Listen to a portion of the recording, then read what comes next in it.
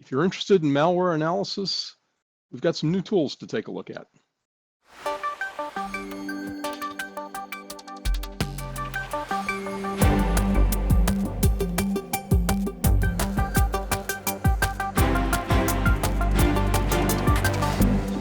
So, hey, Jim, you are bringing a story to us today about some malware tools, I think, that you've found ever since we started into this pandemic. I think you've got a story that's looking at some of the new malware tools that may be out there.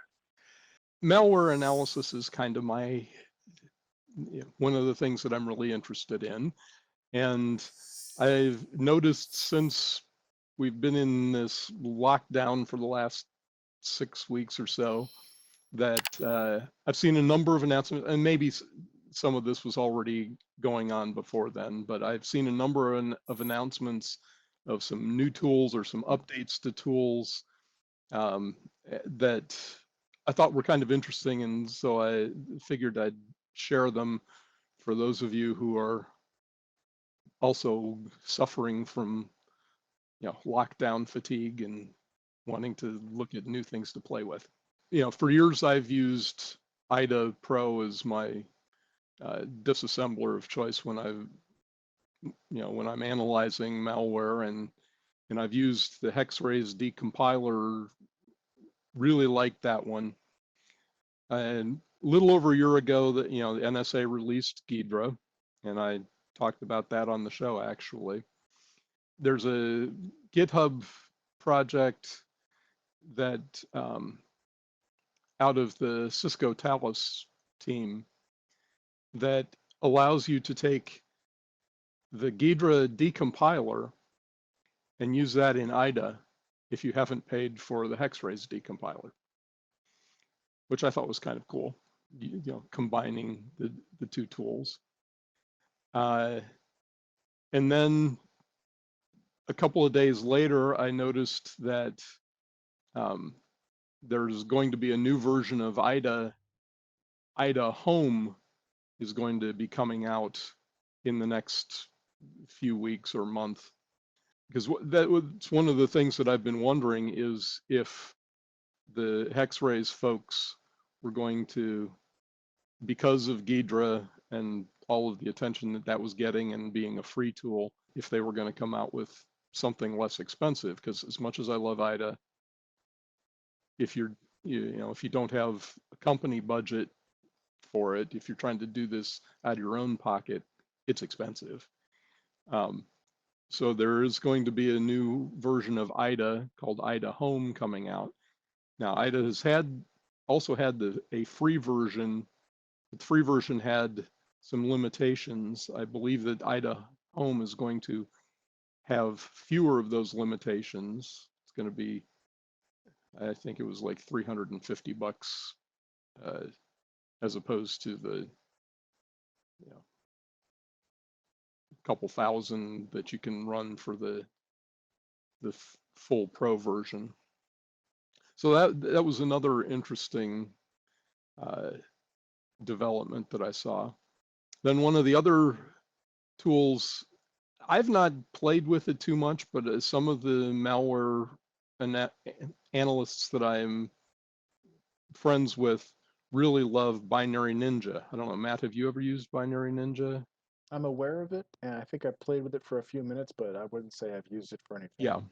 So Binary Ninja, in their latest release, they now have a decompiler as well. For those of you who aren't familiar, a disassembler is a tool that takes the binary executable and turns it back into assembly language, which makes it somewhat possible for malware analysts to read. It's not the easiest thing in the world to read, but easier than trying to recognize the hex of the binary. Well, a decompiler takes that one step further and tries to turn the disassembled assembly language into a pseudo C, a higher level language, which when it works is great and is much easier to understand quickly. As I point out, though, when I teach reversing, there is context lost when you're doing compilation, when you're taking the high-level code and compiling it into a binary and doing optimizations on it. You lose some context and code can get rearranged. So trying to decompile, trying to turn it back into high-level language is a really hard problem. And sometimes the decompiler can do a pretty good job on some code, but sometimes it really can't. And the high-level language code looks a lot like the assembly code. It's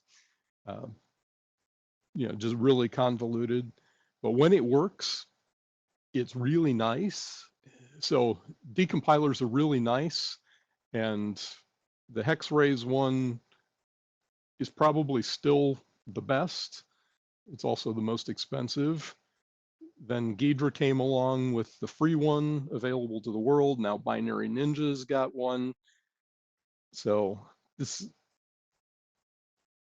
is a really interesting time to be a malware analyst, because we've got a lot of good tools.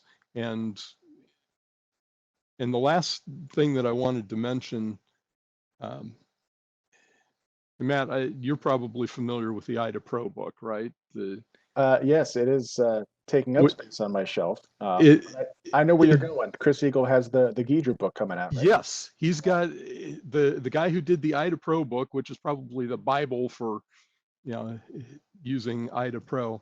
So yeah, so he's coming out with a Ghidra book, and the early access copy, I think, is available through No Starch now. The partial electronic copy, and the hard copy book, I think it's due out in May. So it's coming soon anyway. Don't hold me to the date, but yeah, if you're familiar with the IDA Pro book, that was the book to have. Well, the same guy is writing the book on Ghidra, so I imagine that it's going to be the book to have as a reference for using Ghidra. So. I've got my early access copy sitting on my computer right now. Just gotta find some time to sit down and crack the cover on it. So Jim, you're obviously going to have the good thing about finding all these tools is that you're going to have a ton of different malware out there to test these tools on, right? That's you always have an endless supply of malware out there, so you'll have fun testing these new tools out. Yeah, there's always more malware out there, so it'll keep me busy until I'm ready to retire. Yeah.